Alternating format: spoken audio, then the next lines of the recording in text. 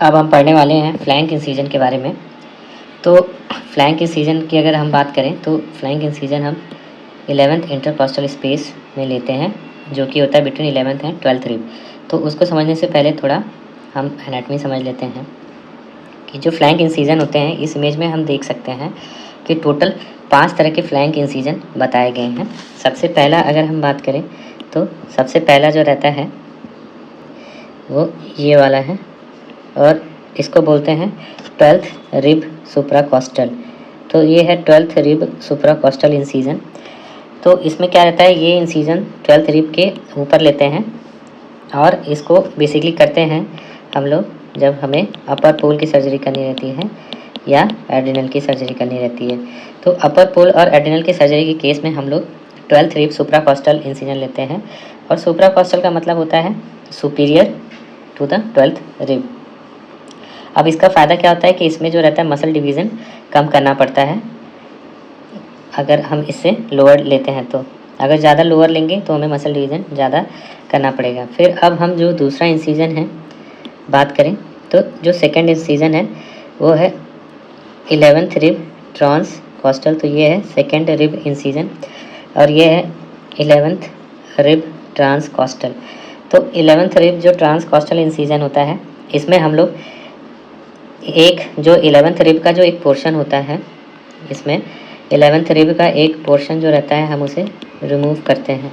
तो 11th rib को remove करके हम लोग एक्सेस गेन करते हैं। तो इसका बेनिफिट क्या होता है, इससे वाइड एक्सपोजर मिलता है और हम लोग जो इसका बेसिकली यूज़ करते हैं इन केस ऑफ नेफ्रेक्टमी।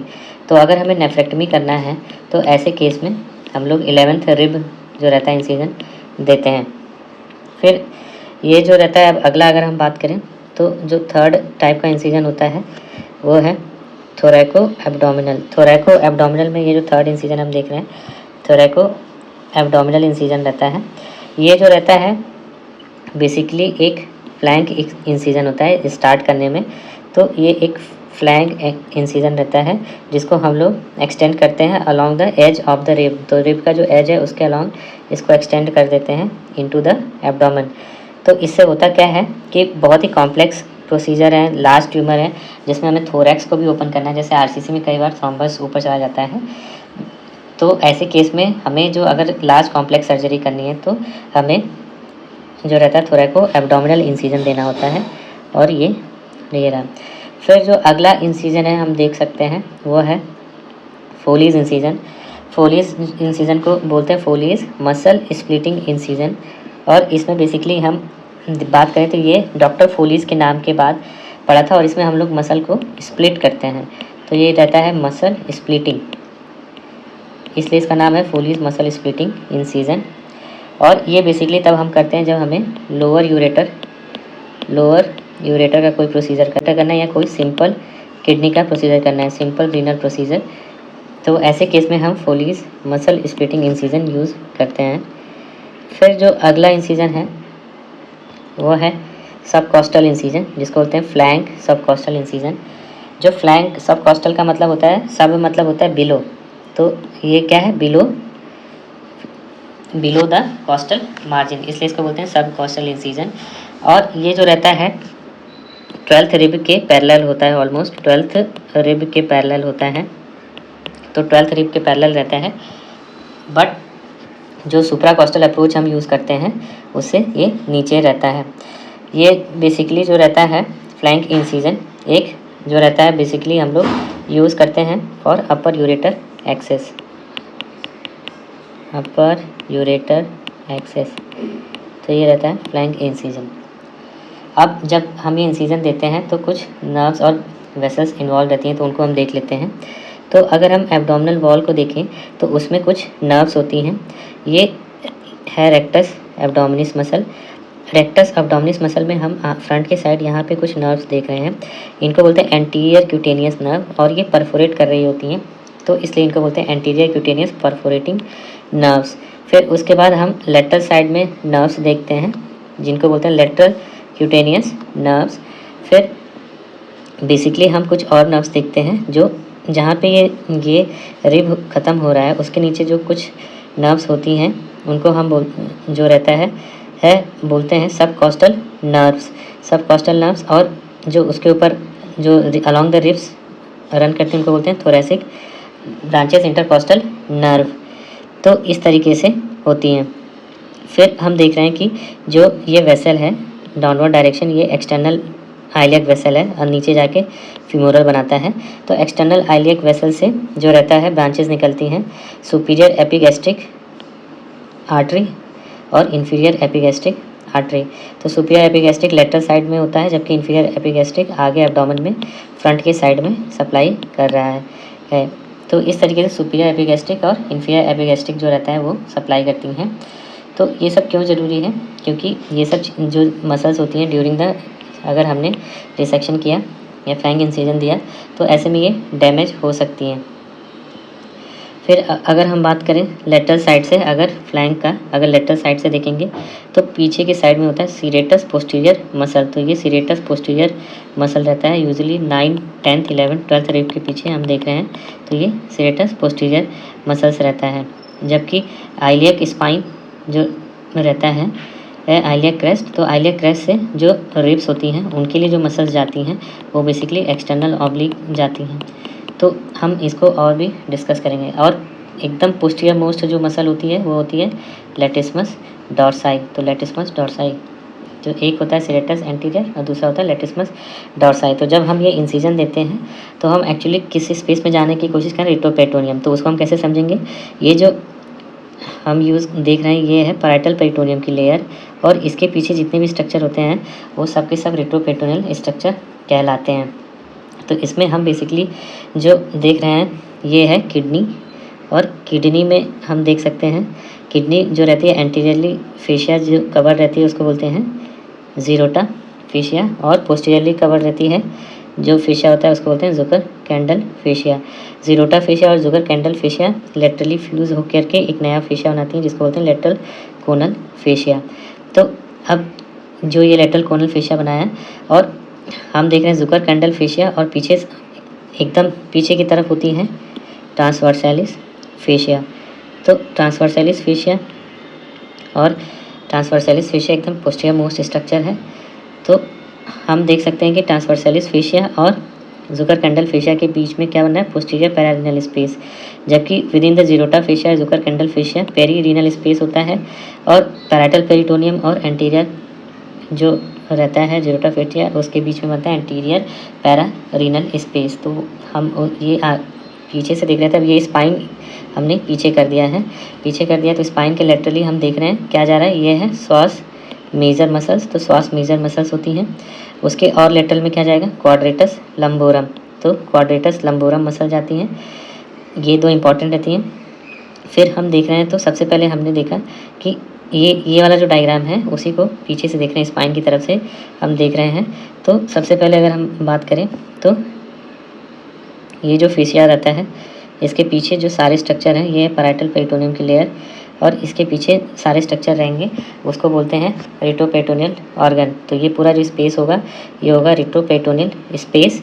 अब इसमें जो रहता है ये किडनी है, किडनी के चारों तरफ कैप्सूल है, कैप्सूल से सराउंडेड है, और किडनी के जो एंटीरियर रहता है वो रहता है जीरोटा फेशिया। जबकि अगर पोस्टीरियर की बात करें तो पोस्टीरियर होता है जुगर कैंडल फेशिया, और ये दोनों आपस में जाके बनाते हैं लेट्रोकोनल फेशिया। इस तरीके से अरेंजमेंट रहता है। ये सेम अरेंजमेंट जो रहता है आईवीसी एओर्टा के पीछे से कम्युनिकेट करता हुआ दूसरे साइड भी रहता है, और आपस में ये कम्युनिकेट कर रहे होते हैं।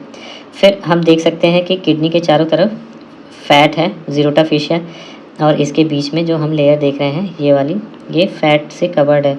तो ये जो फैट है इसको बोलते हैं पेरी रीनल फैट। तो ये होता है पेरी रीनल फैट। और फिर उसके बाद हम जुगर कैंडल फेशिया जो पोस्टीरियर फेशिया है, और ट्रांसवर्सैलिस फेशिया। तो जुगर कैंडल फेशिया और ट्रांसवर्सैलिस फेशिया, ये वाली जो फेशिया होगी ये ट्रांसवर्सैलिस फेशिया होगी, जो कि एक साइड से दूसरे साइड तक पूरा कवर किए हुए हैं। तो इसके बीच में हम ये स्पेस देख सकते हैं जो कि कवर्ड है, ये है पैरारीनल स्पेस, और इसमें जो फैट है वो होता है पैरारीनल फैट। तो ये हो गया पैरारीनल स्पेस, और इसमें है पैरारीनल फैट। फिर ये जो रहा रीनल फेशिया में ये पेरीरीनल स्पेस है, ये स्पेस है पेरीरीनल, इसमें फैट रहता है पेरिजिनल फैट। इस तरीके से ये कनेक्शन रहता है। तो ये क्यों इम्पॉर्टेंट है? क्योंकि जब हम इंसिजन देते हैं तो हमने इंसिजन यहाँ से दिया और यहाँ से जब हम इंसिजन देते हैं तो मसल्स कट करते हुए हम इसी स्पेस में किडनी के पास पहुँचते हैं। तो उनको हम डिस्कस करेंगे, आगे देखते हैं। तो सबसे पहले अगर हम एब्डोमेन में लेटरल साइड से देखें तो लेटरल साइड से सबसे पहले हमारे ऊपर क्या रहेगा? स्किन। फिर हमने स्किन को कट कर दिया और सबसे पहली जो मसल दिख रही है वो है एक्सटर्नल ऑब्लिक। तो ये जो रहा, ये पूरी जो मसल है वो है एक्सटर्नल ऑब्लिक। ये ऐसा रहता है जैसे हम अपने जेब में हाथ डाल के खड़े हों। तो ये पैंट की जेब में जब हाथ डालेंगे तो उस तरह के फाइबर्स इसके रन करते हैं। ये होता है एक्सटर्नल ऑब्लिक। तो स्किन के बाद जो हम कट कर रहे हैं वो एक्सटर्नल ऑब्लिक। और पीछे हम ये देख सकते हैं, ये है लेटिस्मस डॉर्साई। तो कई बार हमें जो रहता है लेटिस्मस डॉर्साई कट करना पड़ता है। और जो पीछे एक और मसल देख रहे हैं वो है सीरेटस एंटीरियर। तो ये जो हमने मसल देखा ये है सीरेटस एंटीरियर। तो और उसके पीछे हम जो देख रहे हैं ये है लेटिस्मस डॉर्साई। तो ये पूरा अरेंजमेंट रहता है।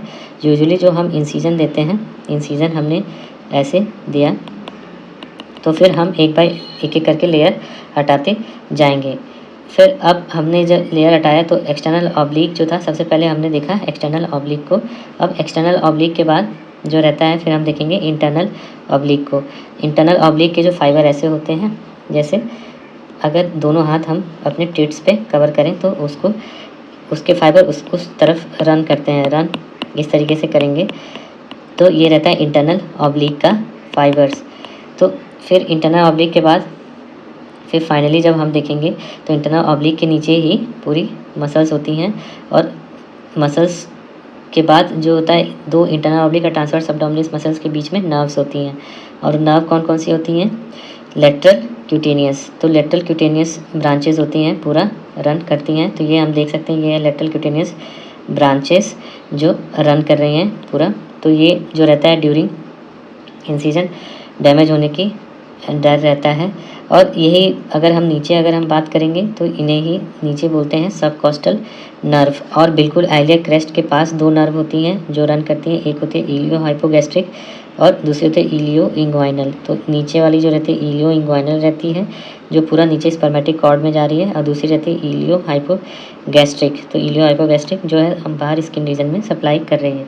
तो ये जो दो नर्व हैं ये बहुत इंपॉर्टेंट है। फिर एक सबकॉस्टल नर्व है, फिर लेटरल क्यूटेनियस नर्व है। फिर एंटीरियर साइड अगर हम देखें तो एंटीरियर क्यूटेनियस ब्रांचेज होती हैं। और अलॉन्ग द जो रिब्स होती हैं, रिब्स के नीचे भी कुछ नर्व्स रन करती हैं जिनको बोलते हैं इंटरकॉस्टल नर्व्स। तो इस तरीके का नर्व का अरेंजमेंट होता है।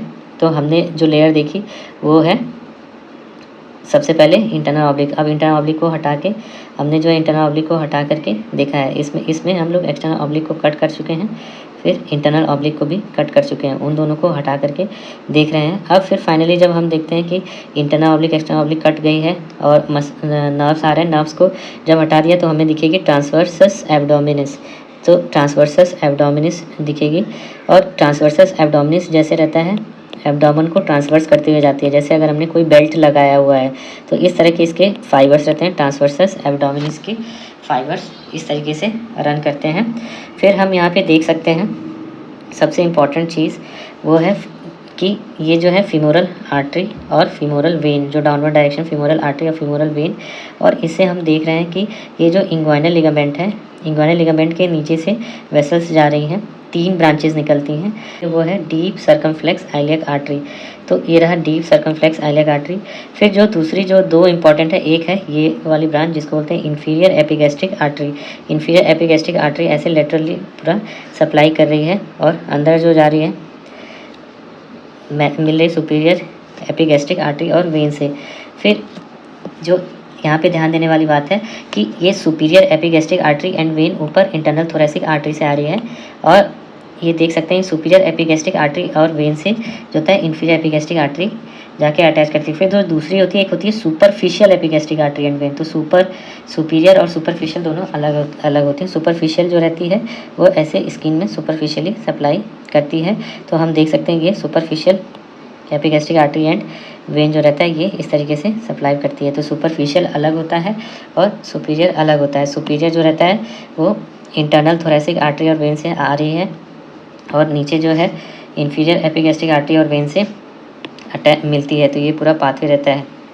जबकि सुपरफिशियल जो रहता है, सुपरफिशियल की बात करें तो सुपरफिशियल जो ये सामने वाला जो पोर्शन है यहाँ पे सप्लाई कर रहा है, ये सुपरफिशियल आर्टरी है।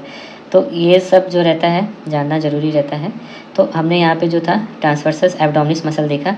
अब हमने क्या किया कि ट्रांसवर्सस एब्डोमिनिस मसल यहाँ पे हम क्लियरली देख सकते हैं, सारी वेसल्स भी हटा दी। तो इसके फाइबर्स जो हैं ट्रांसवर्सली एब्डोमेन में ऐसे रन करते हैं, इसके लिए इसको ट्रांसवर्सस एब्डोमिनिस करते हैं।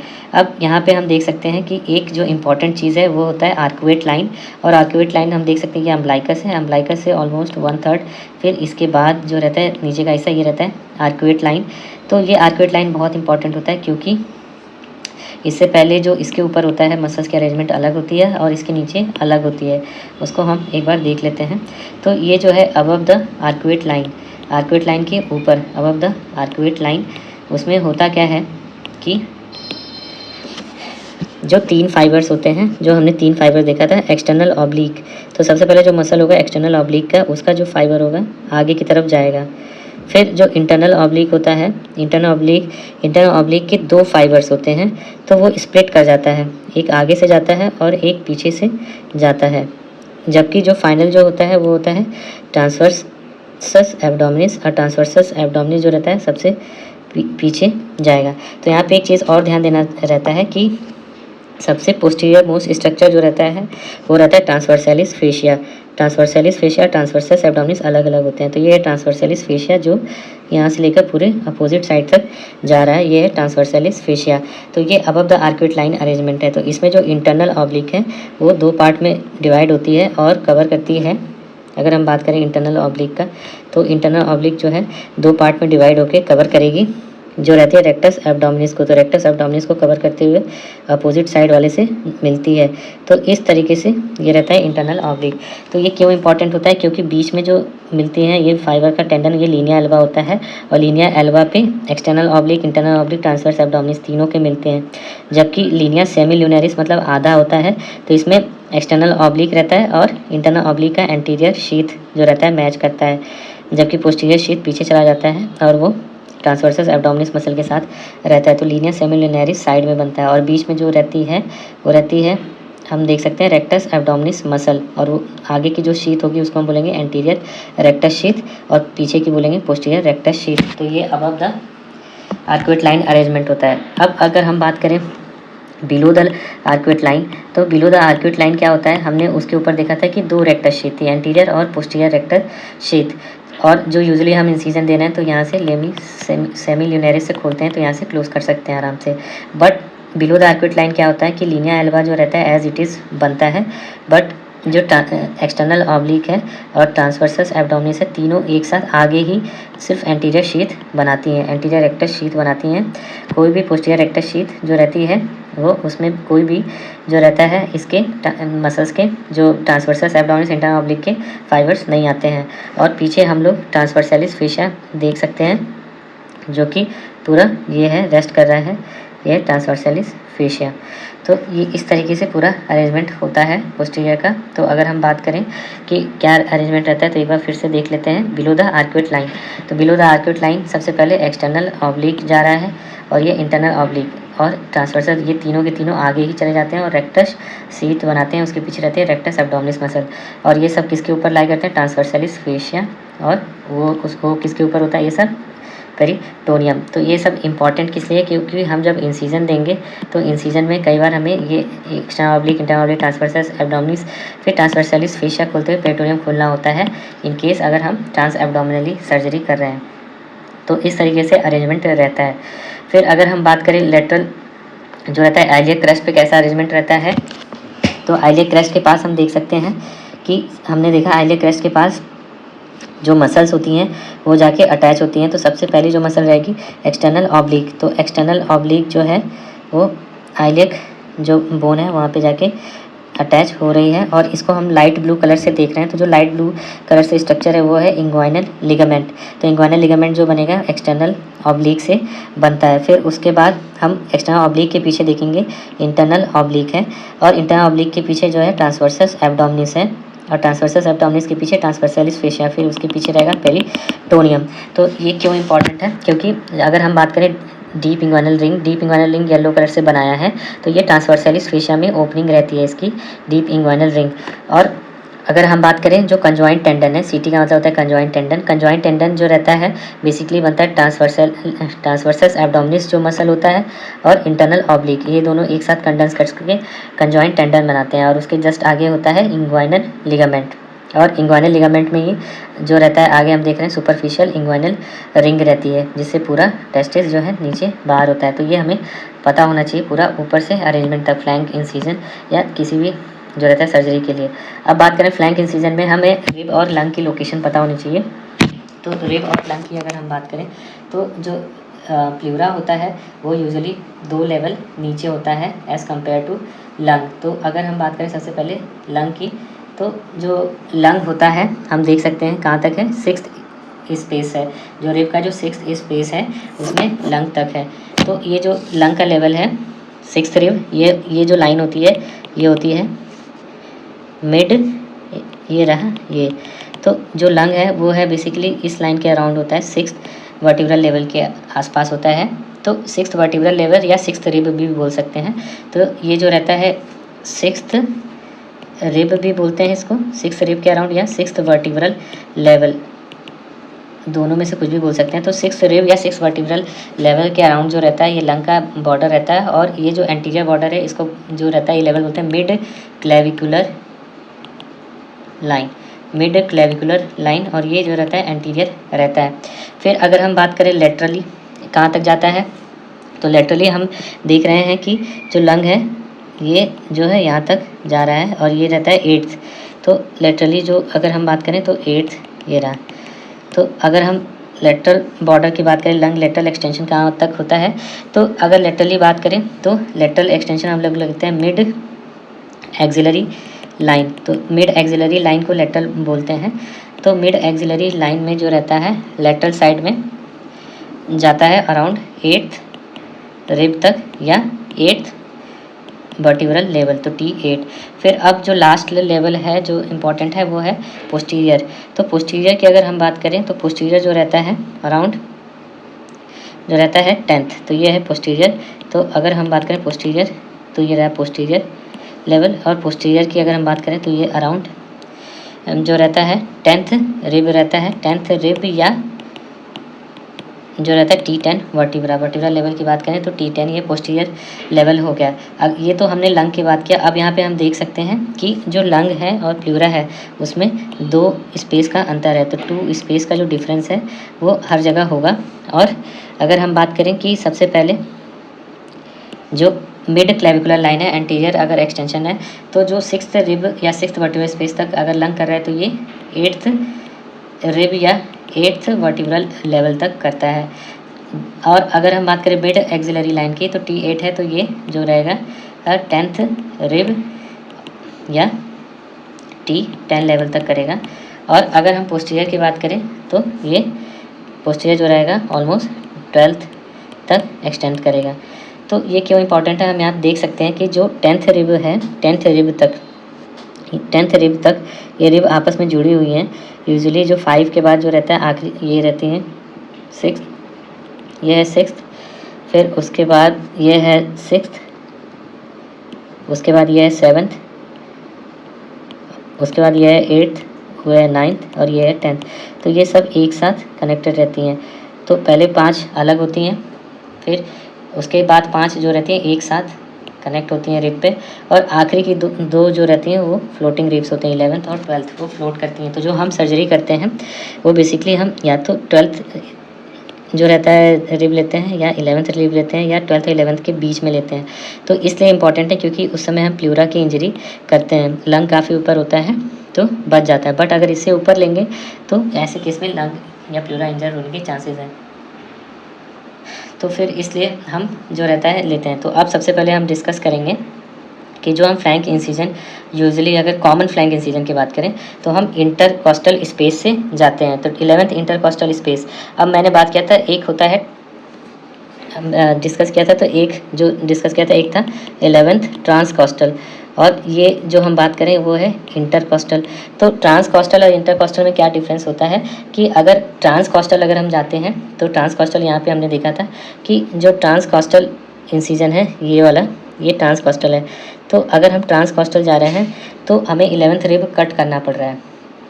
तो ट्रांसकॉस्टल में हम लोग बेसिकली जो 11th रिब है उसको कट करते हुए जाते हैं, 11th रिब कट। तो 11th रिब अगर कट करते जाते हैं तो उसको बोलते हैं ट्रांसकॉस्टल।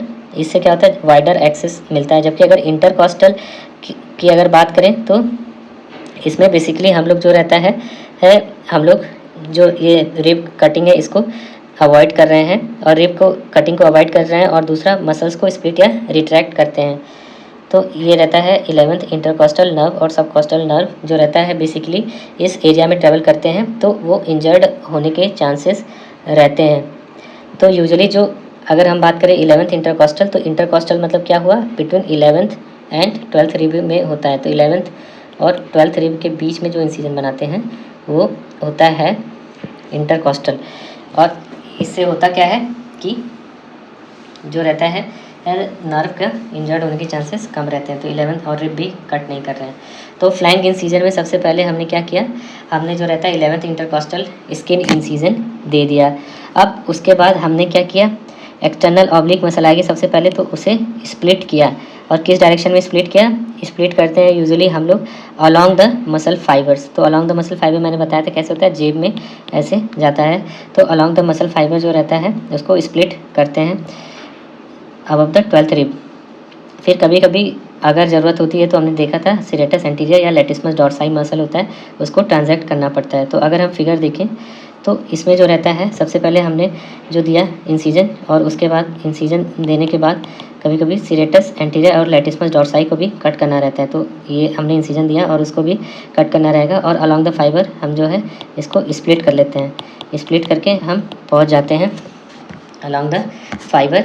फिर उसके बाद अगर दूसरे स्टेप में अगर हम बात करें तो दूसरा स्टेप जो रहता है transversus internal oblique. Internal oblique में हम देख रहे हैं कि फाइबर्स कैसे जा रहे हैं। इंटरनल ऑब्लिक में इस तरीके से फाइबर जा रहे हैं, और हमारा जो कट है वो इस तरीके से। तो कैसा होगा, इंटरनल ऑब्लिक को हम कैसे कट कर रहे हैं, परपेंडिकुलर।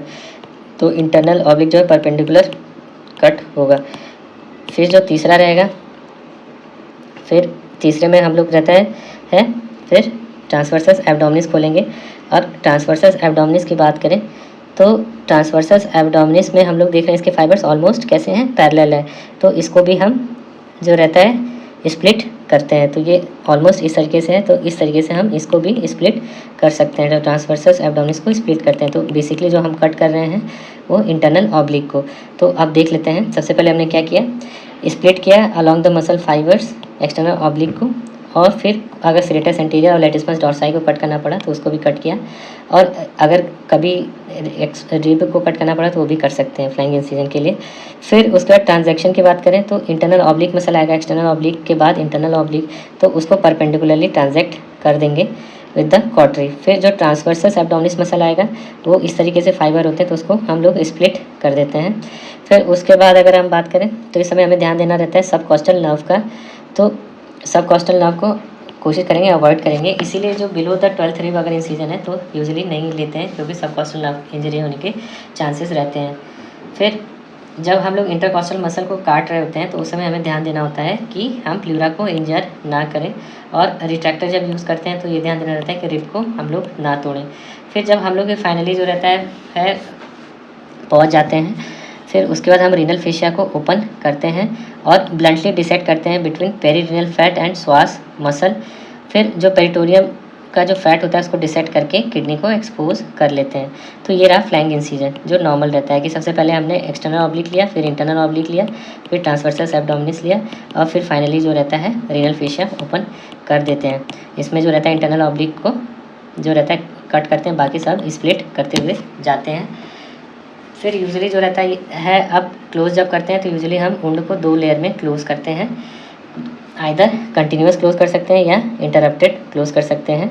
जो फर्स्ट लेयर होती है, अगर फर्स्ट लेयर की बात करें तो हम लोग जो ट्रांसवर्सस एब्डोमिनिस मसल होती है उसको इंटरनल ऑब्लिक मसल के साथ क्लोज करते हैं, और सेकेंड लेयर जो रहती है उसमें हम लोग एक्सटर्नल ऑब्लिक लेते हैं, उसको क्लोज करते हैं। और अगर सीरेटस एंटीरियर लिया है और लेप्टिस्मस डॉर्साई तो वो भी एक्सटर्नल ऑब्लिक के साथ क्लोज कर देते हैं। तो ये होता है फ्लैंक इंसिजन का तरीका। और फ्लैंक इंसिजन जो रहता है ये कॉमन इंसिजन है फॉर नेफ्रेक्टमी, एड्रेनलेक्टमी, और कोई भी प्रोसीजर कर रहे हैं रिलेटेड टू किडनी, यूरेटर या एड्रेनल ग्लैंड, तो उसमें कॉमन ओपन इंसिजन होता है।